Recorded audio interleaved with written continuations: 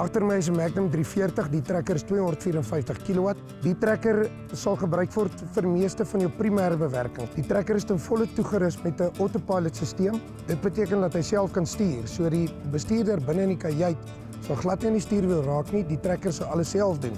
Hy kan die bewerking en die masjien aan die agterkant dophou. Die trekker is standaard toegerus met vooras suspensie wat heeltemal onafhanklik is van sy chassis.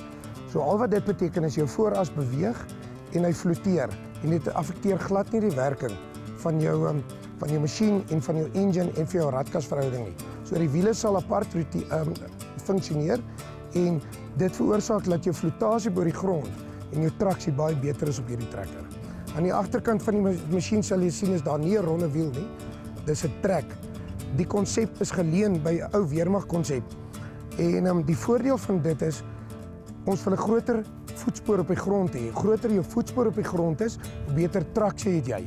En die trekker gee vir jou op elke kant 1,5 meter se traksie op die grond. So dit verhoog jou produktiwiteit en jou effektiwiteit van die masjien.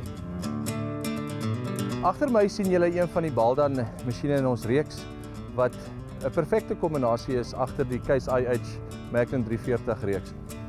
Hierdie masjien is natuurlik 'n primêre bewerkingmasjien vir die feit dat hy 'n ontsaglike 350 mm diep werk.